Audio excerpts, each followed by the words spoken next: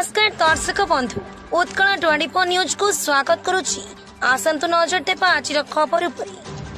उत्कलिका साहित्य संसद भुवनेश्वर।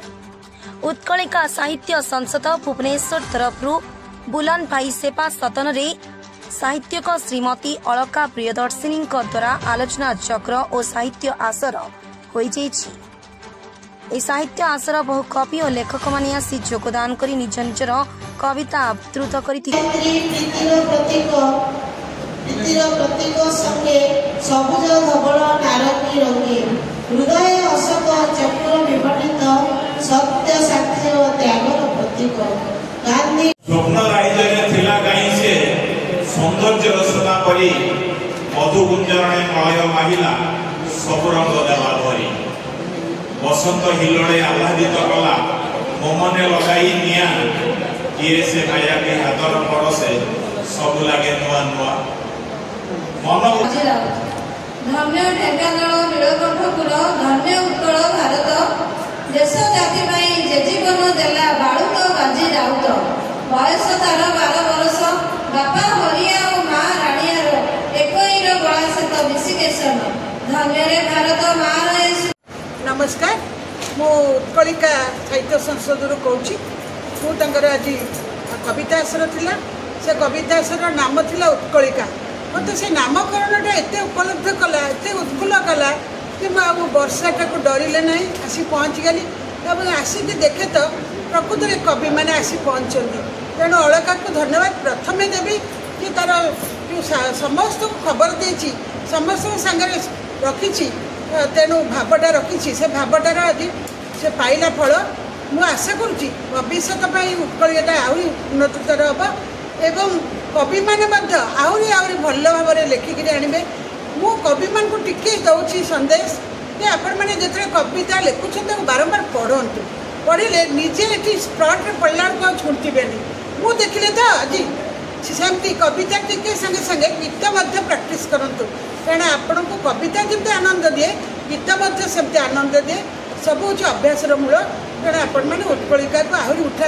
मैडम आपन को तो मु बहु वर्ष धरी देखी आसुची आपण ये कविता आसर ये आपण केते वर्ष धरी स्कूल रे मु 30 वर्ष है काम करथिली से 30 वर्ष प्लस रे लाणी मोर 8 वर्ष 10 वर्ष हो गलानी कारण मु बर्तमान रेडक्रॉस रे काम करूची तेणु रेडक्रॉस माध्यम यही सब चली रेडक्रॉस डे हेल्थ डे इत्यादि इत्यादि तेणु मत लगुना जे एत समय हो गलानी आहरी समय बाकी अच्छी चेष्टा करुँची भलरे थी शरीर जदि मत अलाउ कर परवर्ती कवि मान पीढ़ी मान कौन कहना चाहते कविता कवि मान को कहूँ कविता संगे संगे गल्प लिखतु एवं प्रबंध लिखतु कारण आस्ते आस्ते प्रबंध लुचि जाऊँगी पढ़ा को इच्छा हो आ गल्प पढ़ा को इच्छा हो अल्प बहुत आसूँ एवं तो बहुत शिशु साहित्य प्राइज दिखापी डिक्लेयर होती तेणु आपण मैंने चेष्टा करूँ परिश्रम करूँ पातु मु खुशी है। हाँ थैंक यू मैडम। मु दिलीप कुमार त्रिपाठी जड़े कवि एवं आज सभार सभापति आसन अलंकृत करी आम निकटरे अन्यतम अतिथि हिसाब से सुनाम धन्या कवि मंजुला त्रिपाठी उपस्थित थे एवं उत्कलिका साहित्य संसद संपादिका अलका प्रियदर्शिनी मैडम थे आज यही कविता पाठ उत्सव प्राय 35 ऊर्ध कवि जोगदे से निजे निजर कविता को ये पाठ करते अन्य माने शुणी एवं कवितार रही अंतर्निहित शब्द अंतर्निहित शक्ति को निजे निजे ही अनुभव करते। कविता क्या ये थिला ये कविता गुड़िक साधारणतः देशप्रेम ऊपर ही उद्दिष्ट थिला देश को भल पाइबा जाति को भल पाइबा देश को आगे नवा ये कविता गुड़िकर मूल मंत्र थी। आप कवि मान कौन कहना चाहते माने परवर्ती पीढ़ी जो कविता कवि मान कौन देवे कविता एक स्रोत प्रभावमान स्रोत कविता भावाधार सृष्टि हुए कविता निज अनुभूति सृष्टि हुए तेणु परवर्ती कवि मान जो मैंने पुरातन कवि अच्छा से माने दिग्दर्शन दिंतु बाट देखु से माने कविता लेखन। थैंक यू समस्त को नमस्कार ମୁଁ ଗୋଟିଏ ଉତ୍କଳିକା ସାହିତ୍ୟ ଆଶାର ଆରମ୍ଭ କରିଛି। ତାର କାରଣ ହେଲା ଆମର ଓଡ଼ିଆ ଭାଷା ଧୀରେ ଧୀରେ ହଜିଯାଉଛି ଏବଂ ତାକୁ ଆମେ କିପରି ରକ୍ଷା କରିପାରିବା ସେଥିପାଇଁ ବିଶେଷ କରି କବି ଓ ଲେଖକମାନଙ୍କର ଦାୟିତ୍ୱ ରହିଛି। ତା ଛଡ଼ା ମଧ୍ୟ ସାମ୍ବାଦିକ ଭାଇ ଏବଂ ପତ୍ରକାରମାନଙ୍କର ମଧ୍ୟ ଦାୟିତ୍ୱ ରହିଛି।